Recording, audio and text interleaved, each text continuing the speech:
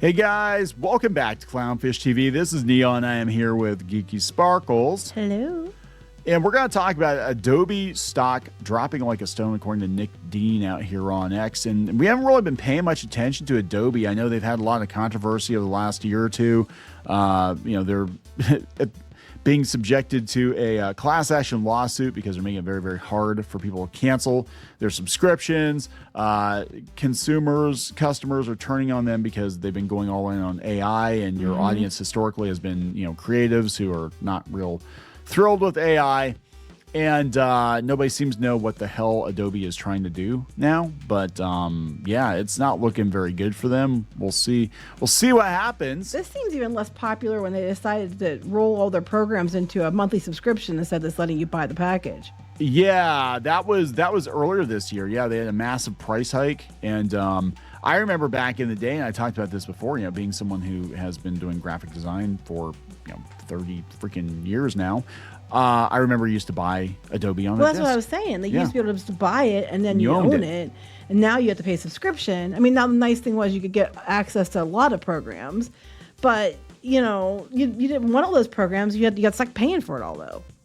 Yeah, so we'll talk about that. We're going to talk about Adobe rival Affinity, which I've been using more of Affinity. I think it's pretty good, but the problem I have with Affinity is it doesn't run on Linux, and I've been trying to switch more and more of our computers over to Linux because I don't like Microsoft either. I don't like anything anymore. That's right. It's all different. No, you like my sweater. I do like your sweater. I bought a Transformer sweater to wear just for Kneon. Yeah. Optimus Prime's guns right across my boobs. Just call me a headmaster. Anyway, so yeah, it's like, look, well, no, the reason I'm getting upset is because everything is more and more invasive, and you don't own it, right?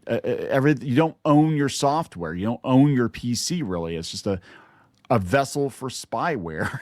It's just like, I want to actually feel like I own my computer. I own my software.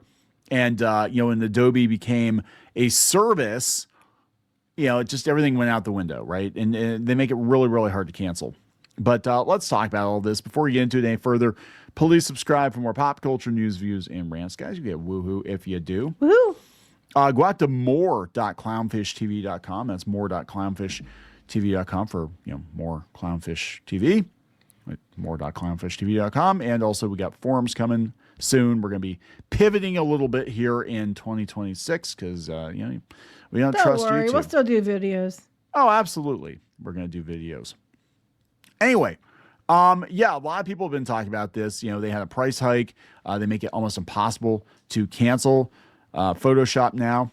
Adobe now. Didn't we do a video of that before, that it was like they made it so ridiculously hard people couldn't even cancel it? Yes, and it wasn't that long ago. Yeah, this class action suit alleged, this is coming from Top Class Actions. Adobe class action lawsuit alleges misleading subscription and auto renewal practices.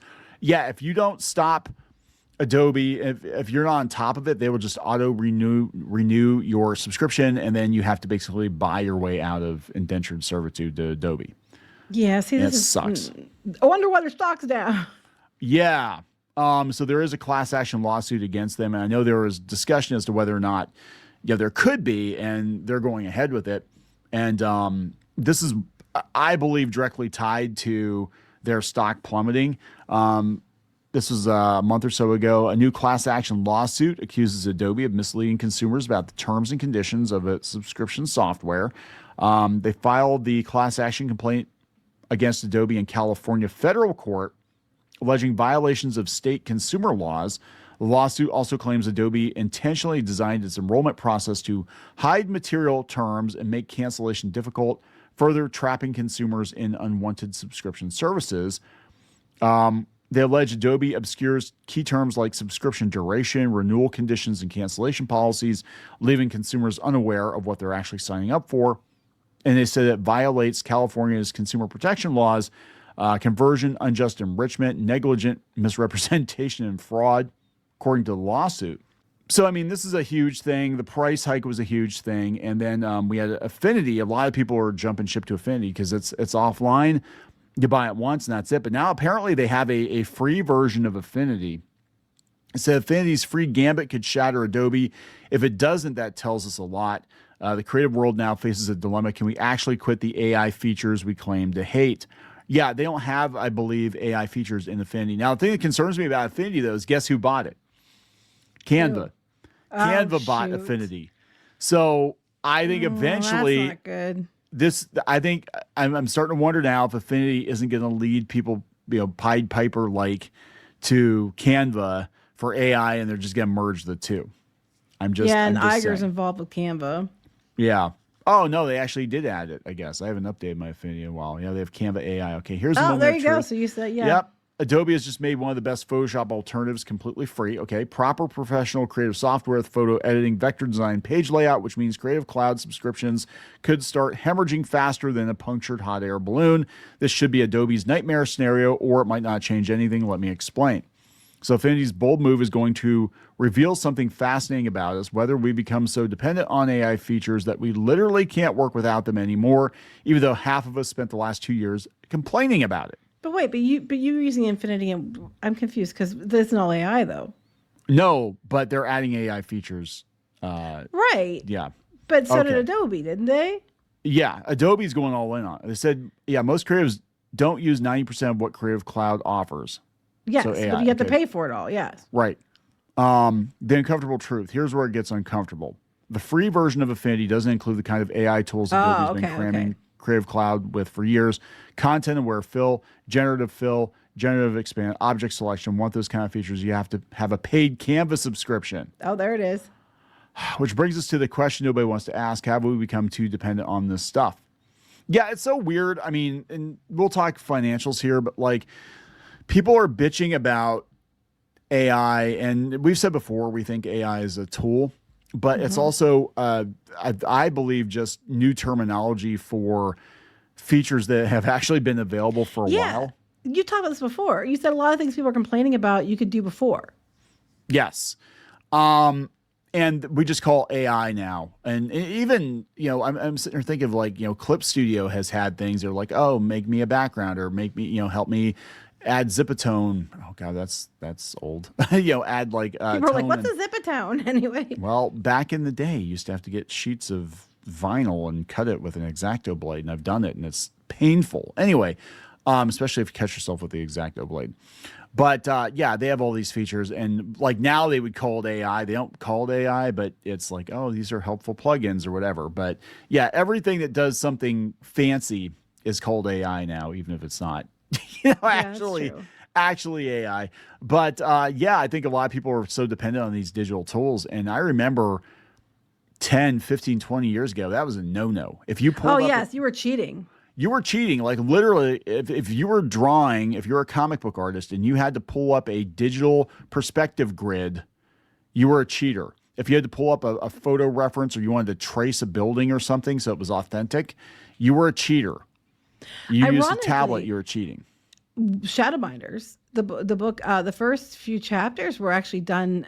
You would draw them, and then you would scan them in. Yes, to be colored or whatever digitally. So there was actually a bunch of pages of Shadowbinders that are actual, hard copy pages that exist, and I think I'll probably be listing some of those to sell if anybody wants original artwork from Shadowbinders. But it was pencil. I didn't ink it. Because to save time, I would scan it in. And it was, oh God, it was so painful because my scanner, I didn't have an 11x17 scanner. So I would scan them in two halves, piece them together, take them into Photoshop to try to give it, make it look like it was inked. And then we'd color it that way. And it was so painful. The people who bitch about all these tools, digital tools, have never done like... They've probably only grown up with the digital tools. They never had to do it the whole manual hard way. The grind. Before that, you had to do everything manually, color everything. Oh, even lettering comic books back in the day, like they would, just to make a type change to a page was an ordeal. You had to like hand letter a whole new section and then like tape it on top of or glue it on top of the old word balloon, and then sometimes you have to use whiteout to try to cover up the where, like it's a hassle. It's a huge hassle. So I'm for anything that allows you to speed up production, but still an authentic representation of what you're trying to produce, right? Anyway, Affinity, it looks like they're going to go down the AI rabbit hole too, because I bought it last year when all this shit was going down with Adobe. I'm like, I got to get rid of Adobe, and now they're starting to do it too. As soon as they got bought by Canva, it was like, oh yeah. Well, it's Canva. What did you expect? What did you expect, right? Anyway, that brings us to all the controversy. Brings us to this: their stock price. I just happened to notice this the other day because we talked about Adobe and we haven't really talked about where they're at financially. It's like, oh yeah, there's some stuff going on with Adobe. But this guy is saying, yeah, they're not doing well. They said, well, what happened? Their stock price is down 50% in a year. They outsourced SWE talent overseas. They missed the AI boat and increased software prices. He says successful companies are doing the opposite. No, they went in on AI, and that actually, I disagree with this. They went in on AI, which actually turned off their customer base because Adobe was like that's one most people used when it came to professionals. Most people used Adobe, and there was other ones people used, but for the majority of them, they paid for it and they used that, and that was like the standard. And you went AI on it, and even some of I think wasn't some of their promotion products that done with AI, people were mad about it. Yeah, stuff like that. Yeah, I think the cover to like the box or something was done with AI, and they were super mad. So AI, I think, was a big part of it. Yeah. This guy's like, hey, we want AI features that support artists, not replace them. Yes. We don't want half-baked features rolled out before they're ready. And that's one thing I noticed about Adobe's AI too, is like really freaking dicey. It's just not even close to be rated at prime time. We want reliable creative software. Time's running out. Focus on making your core customers, creatives happy, and this line flips. Yeah. So since the beginning of the year, they've dropped $177. Wow, that's bad. That's really bad. That's not half of it, but no, it's 33. As of my pulling this up in a year, it's down 33%. That's not half, but yes. But yeah, they had. I'm not a math person, but no, they're saying. I mean, I'm trying to think where their starting point was. I mean, it wouldn't have been the last year. Here, like January of 2024, there was $600 and some dollars. It's a massive. It's still a massive. So in 2 years. Yeah, they still dropped, 30% in 5 years. It's not good. I mean, it's not good, right? This person, Poopy Socks, you should always take him seriously because he's Poopy Socks. Oh, former Blizzard, Epic Games, CDPR, Oculus, BioWare, Square Enix. Okay. But you just said I'll take him seriously because his name's Poopy Socks. Well, his name's Poopy Socks, but look at his cred. So Mr. Poopy Socks here says I used Mr. Poopy Socks. That's Mr. Poopy Socks to you. Yeah, now that you have credit, he's going to call you Mr. Now that you've got cred, you're Mr. Poopy Socks. Mr. Poopy Socks says I used to defend Adobe when they made the switch from box model to subscription based off the assumption they would move away from building back of the box features that were shallow and half baked. I believe I've been proven wrong. Yeah. This person's like, I've been using Adobe, Illustrator, Photoshop, whatever, AI for more than 20 years. The evolution of these apps is ridiculous for this time frame. They've never even tried to listen to their customers. I've heard that complaint frequently. Yep, they put all their eggs in the 3D basket.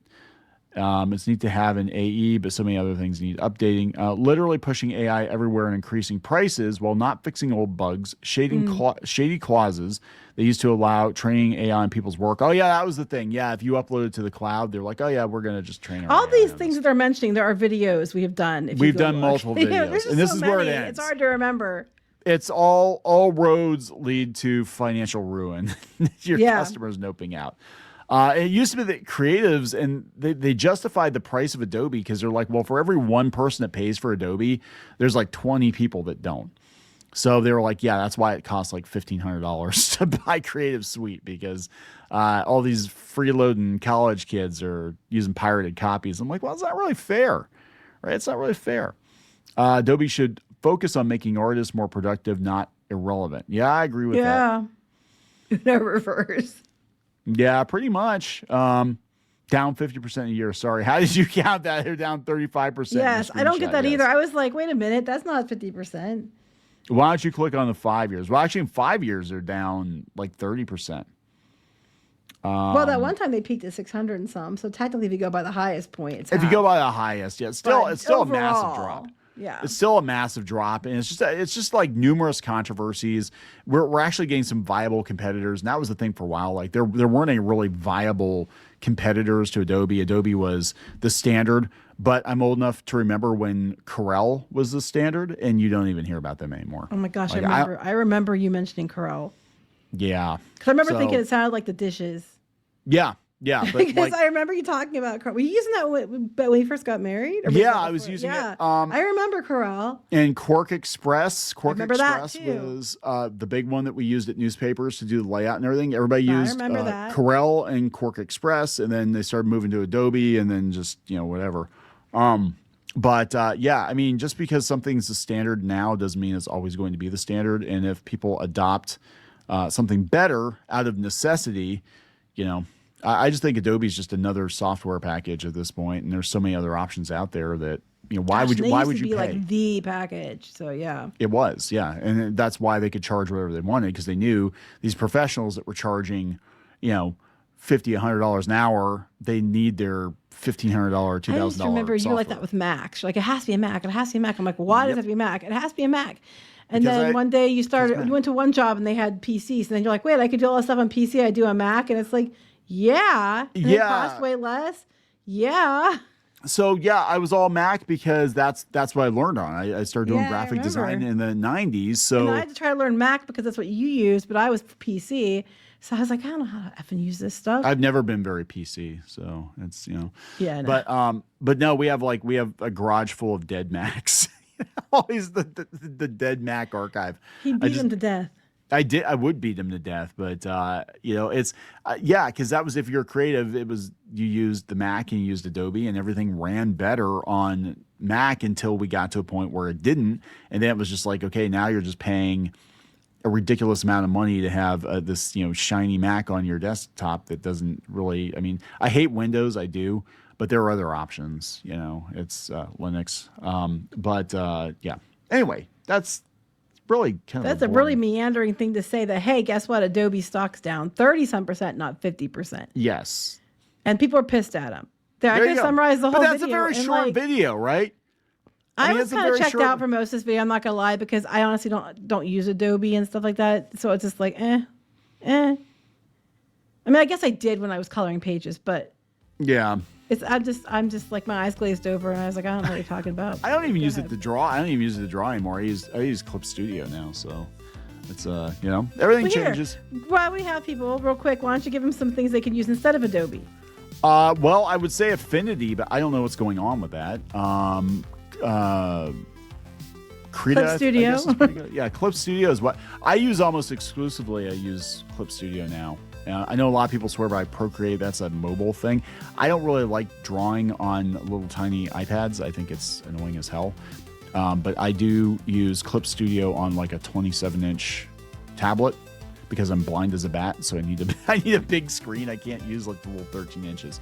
But as far as graphic design, yeah, I've been using Affinity, the old version, the offline version of Affinity. I've been using that more, and trying to work with Adobe because I still have to pay for it. I have an older version of it, but yeah, I'm trying to phase it out. But anyway, we can wrap this up. We could a while ago. I honestly have no help in this video because I have like.